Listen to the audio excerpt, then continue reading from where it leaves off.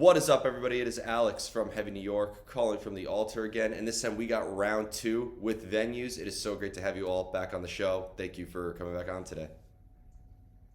Thanks Thank for you so having us. much. Yep. Yeah, thank you for having us. Yeah, anytime. It's so awesome to have you all here. Being that Solus was one of my favorite records of 2021, needless to say, Transience is one of my most anticipated albums to come out this year. Like, I couldn't wait for it. And this album is spectacular. We talked about this a little bit before, but do you feel like that the first singles that we heard, such as Godspeed Goodbye or Unspoken Words or Radiate Me or Haunted House, is a good representation of this whole album, or is that just one little taste of what's to come? I would say it's both. It is a good representation since every song is different to the others, and I feel like they don't sound the same in any way. So is the whole album. So there's definitely a bit more to come on the album. Not much, to be honest, but there's a few more songs that weren't released as singles before. But yeah, they're all pretty different. But the main sound, you can hear that it's still venues. Well, when I listen to an album such as Aspire, the first record, and compare that to Solus and to now, it seems like there are distinctions between the two. I know that Solus was your first record with the band, but do you feel does every album start off with a vision in a way? Because with the new sounds that are incorporated in Transience, I wasn't expecting after listening to Into the Fire and Mountains and the previous songs to hear some of these sounds. So was there sort of a vision in mind with the making of this record, or was it a very experimental process and kind of letting sort of fate take hold of the songwriting? If I take over here, a bit of both in this point as well. We had a kind of a vision in the term that we wanted to be more modern. Like we had a lot of old school influences on Solace, and we as a whole didn't want to do that as much anymore. But other than that, it's pretty free flowing all around. I think it's starts with an idea, and let's see where it takes us. Do you? Oh, go on. Yeah, I just want to add that I think it all came pretty naturally this time, because we also parted ways with one of our oldest members and also main songwriters back then in early last year. So yeah, it was definitely kind of a new era for us this time. But yeah, we are all very, very, very happy with how things were going with this one. Yeah. So yeah. Do you consider this almost to be, in a way, I think you kind of all just answered this, but do you almost consider Transience to be kind of like a sequel or a continuation of Solus in a way? Or do you feel like that it's meant to be like a new beginning with, a lineup change and whatnot? Because one thing I've noticed about every Venues album is that they all visually connect album artwork wise. I feel like that there's a new color scheme with it, but there's always like a similar visual aesthetic when you compare Aspire to Solus to now. So I'm just wondering if it's still connected to the past in a way, or if it's meant to be kind of like a distant past or a new beginning. Yeah. Transience, the word, it describes the album pretty good, and it describes endings and new beginnings and leaving stuff behind and turning off to new shores. So that is maybe some point that connects Transience to Solus. But I don't know what. Lyrically speaking, because I thought that the last album was very lyrically diverse, I felt like a track like the way that you all sing together, Over Mountains We Will Rise. I think it's a very motivating track. But then you go like to an earlier track, for example, like I feel like a very early Venues track such as The Longing is almost kind of like very emotionally, like I see sort of like an essence of despair in it, despite how powerful it could be. And then, I think tracks like Haunted House do have sort of like a real interesting aura behind it. And then Into the Fire, for example, is like, I think, just an absolute banger. So is every song that we hear an emotional reflection of who all of you are feeling at that particular time? In a way, is every song coming from a personal emotion, or is it meant to sort of state something outside of yourself? It's a bit of both. I think Robin and I, we can say that lyric-wise, we got even more personal on Transience than we were on Solace, and Solace is more personal than Aspire was. So I think it's just because you get used to sharing your soul and your emotions, and don't feel as uncomfortable as you felt at the beginning. So it's easier to share your stories, and we still keep it pretty open. We don't tell the whole story in a song, but we cope with things while writing them. Yeah, I think especially on this record, everyone has a few songs that are very personal for him. For me, they are like Radiate Me and Braille. They have a lot of personal stuff. What happened to me and my family during the last few months. So yeah, I think this time we really put a lot of personal stuff from our lives into these songs. And of course, what a thing that makes Venue such a fantastic band is the vocal collaborations between you both. But I am curious, instrumentally, going from the instrumental roots of Venues, do you feel like the instrumentation sort of has to adjust to fit the cleaner melodic vocals versus the more aggressive vocals? Is there almost like a different playing technique depending on who is singing what part? No, there's not like a different technique for the different singers, but I mean, there's definitely stuff to consider. I mean, if you just think about like a screaming voice, it's not really a note; it's just a noise. Basically, it's not. Ooh. You're not on a scale on the. I mean, it's a cool noise. I love it. Shots fired. Yeah, but I mean, but it's.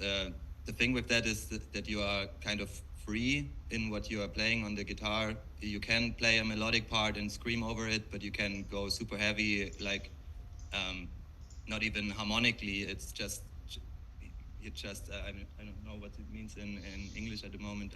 Chromatic scales is when you just go from half step to half steps. So it sounds not even like a melody, but that's like super modern at the time and just super heavy, and you can just scream your lungs out over it, and that's super fine. But with the melody singing, of course, there's you have to harmonize. You know, you can't just play any note over someone singing. And Robin and Layla, I can't remember if I asked this in the last Venues interview, but because you both have many different usages of your voice, and one is very melodic and one is very aggressive. Are both of you kind of in the same emotional headspace when singing together, or are you expressing different emotions or expressing different feelings with your different voices? It depends, I would say. When it comes to songwriting, we are most of the time in a pretty similar state of emotion, I would say, because we talk about it and we talk about what feeling the song gives us and what topic we want to write about. But on stage, I'm not pretty sure. I think it may be a bit different. Yeah, it's still good to know that there's someone. Yeah, I mean, I don't know how you are feeling, Lila, if I'm doing my parts, but I'm usually really feeling the clean parts and really vibing with them, especially also when I'm now listening to them and hearing them on stage, your parts. So yeah. I think so, yeah. Yeah, maybe. Yeah. I never thought about that, to be honest, but yeah. Well, I think when you have like the rotations in a track like a Rite of Passage or Uncaged Birds, for example, I think the way that you're able to rotate, are you both listening to the instrumentation first to know who is singing over what in a way? Yeah, we listen to the instrumentals before we start writing, and we don't know where it goes at the first moment. Yeah, usually it also swaps. So we do an instrumental, and the guys sing over it, and then we change the instrumental back to fit the vocals more, and then change the vocals back, and so on. So. And you wanted to add something? Yeah, but usually we, or I, from my side at least, I giving Lila like the first shot and give her like the whole song and tell her to do what she thinks what fits pretty cool, like her clean voice on which parts, and then the second run I check, okay, where can I spice things up with the harsh vocals. And Layla, when you joined Venues back with Solus being your first album, were you kind of looking at the Aspire album being like, this is how it's supposed to be? Did you have an idea of what you were going into? Or were you kind of able to bring your own mix into Venues? Because I do think that your voice is very different and very unique too. Not to discredit the last vocalist, but I felt like this is really Venues almost having their own distinct sound. I think the two of you together, there is nothing that sounds like it in this genre. Nice, thank you for that. Yeah, since I didn't really know the band before I joined them, I think that was good because it gave me the chance to join, to start the songwriting open-minded without having to feel like I have to connect to the old singer and to pass to be in the new role of the old singer. You know what I mean? I don't know how to say that. But yeah, though I listened to a few songs, of course I did. I had to learn them for the live shows. But I really tried to do something. It didn't have to be different, but something that I can call my own and not trying to imitate something. Do you have maybe a different attachment to the older songs live than you do to the songs that you were there for the writing for? I think maybe for the first few shows and tourings, it was a bit different. It was because I had the songs that I wrote already, but we played a lot of older songs on these shows. And it didn't feel bad in any way. I was very proud to bring like my own mind on stage with the new songs, and because I didn't have that before. I've never been to a metalcore band before, but now I think I like the old songs as much as I like the new ones. So it doesn't make any difference to me anymore, I would say. Well, meanwhile we are just playing maybe 2 or 3 songs from Aspire when we're on stage, so most of the songs are the new ones anyway. Maybe that's why. Yeah, I'd imagine it's the third Venues album out now. How hard is it to put a set list together playing live? It depends. If the set list is longer, it's usually pretty easy. You just bash in all the singles and then 1 or 2 more, and that's it. Mm-hmm. And if it's the shorter set list, if you're doing a support tour, it gets a little harder for sure. Yeah. But usually you want to promote your new singles, so you just play them and that's it. Yeah, I mean, the hard part nowadays is that you have to put out so many singles. So and you have not that much time usually to play a set. And I'm usually the guy who comes up with the numbers and the data and saying, okay, guys, we usually have to play this song because it has so many streams on Spotify. But of course, there are a lot of factors with what kind of bands are we playing tonight. So maybe should we go a little bit softer? Should we go a little bit harder? But yeah, it's a pretty interesting topic to find the perfect set list for each evening. Yeah, I mean, as long as if you play that older song, as long as if you play that one, I'm cool with the set list being anything else. I like that one very much, so I would love to play it.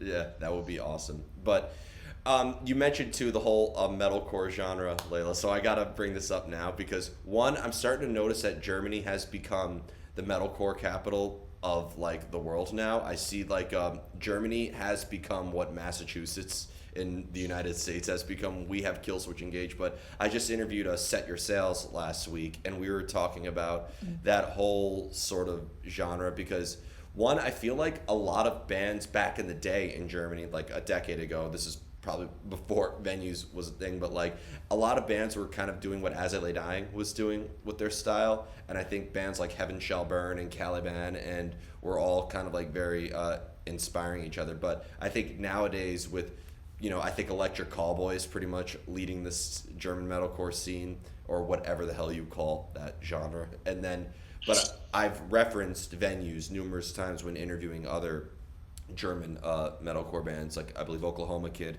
is from Germany as well. So I'm just wondering, how has there been sort of like a scene that everybody in Germany has been networking in, or is there almost kind of like, is a Stuttgart scene very different from like a Munich scene and very different from North and South? I just wanted to say it's pretty sad for us because Stuttgart fucking sucks.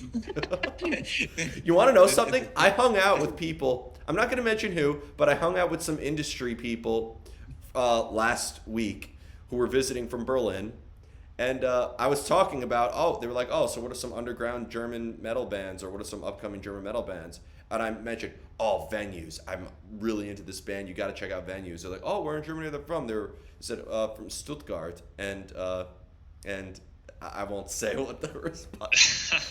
Yeah, the guys in Berlin are not so fond about us. Yeah. Why? I think it's because of the industry is so rampant in Stuttgart, and like the rich guys from Stuttgart expand to all over Germany and buy all this shit, and they're taking over Berlin. Yeah, it's really a complicated topic because it's pretty political, and because land is cheaper up there than down here, so you buy a bunch of land because you have a lot of money, and money gets less and less worth, but the land is getting more and more worth, so you buy the land, and then the people that actually live there don't have any space left, so it's everybody gets fucked up at the end. Okay, but hey, when I think of Stuttgart, I'm only thinking of Venues at the moment, and I think that's so that's the redeeming factor. Maybe. Absolutely. I hope we are not the problem about Stuttgart. You are definitely not. If anything, you're making it awesome. So Nice. Yeah. But how has the sort of scene been, especially because the last couple of years, I've been following you all on socials, and you all have been killing it with different shows, and it seems like Venues has become sort of like a household name all over Germany for metalcore fans. I think especially when you look at the whole metal scene, and you check out like Germany and what's going up in the north, what's going up in the south, I think it's pretty hard to tell. The only really, I would say, like the real place where I really think most of bands are coming from and really inspiring each other would be North Rhine-Westphalia. It's like cities like Cologne or Dortmund, like in the center of Germany, and a lot of big bands are coming from there, and feels like all of them, they know each other for years, like sharing the same rehearsal rooms, being in the same school and stuff like that. And this is usually something that we never experienced down here in the south. I mean, we have a local scene over here, but there are not many bands that made it out of this like local band level, and so other bands always telling us that they really like the south of Germany because people are so good and having fun at shows and stuff like that. But we are like, I don't know. We prefer playing shows like Cologne or Hamburg. But also Munich is always a good city for us. But that's where my family's from. But okay, yeah. nice. Well, actually, from Straubing, southern Bavaria, and so in southern Bavaria we don't have. It's all like black metal and technical death metal, like the home of Obscura, Thocandra, Dark Fortress, Imperium Decadence, and a lot of that. So it's like I feel like it's metalcore everywhere except for that one southeast corner, and then it's just black metal down there. And I think it has something to do with the forest, but I could be wrong. I think it's the church actually, because the church is pretty powerful in Bavaria, so you have the opposite side of black metal. Yeah. So I figured that if the church there was so powerful, there would be no black metal down there. If with every movement there's the opposite movement. So. Yeah, good point. But I did notice that when I mentioned like, my family's from outside of Munich, they're like, we're in Munich, and they say, Straubing. They're like, really? The same reaction as Stuttgart. They say with Straubing. So before we go, I want to thank you all so much for your time today and for coming back on the show. But most of all, thank you for this amazing new album. I do got to ask one more question, and that is, when the hell are you all going to come to the States? We get that asked a lot. Yeah. Um, yeah, actually, this is definitely a dream for us as a band. But I think we have to wait a little bit to have have the right support tour for us, and everything needs to be at a good timing where we really can afford to fly over and hopefully play like 30 shows or something like this, so it's worth it. Yeah. But yeah, we definitely all want to come to the US for playing shows. That'd be awesome. We would love to have you here. Thank you so much. Everybody, we are here with venues. Be sure to check out Transience. This is Alex from Heavy New York, and we will see you next time.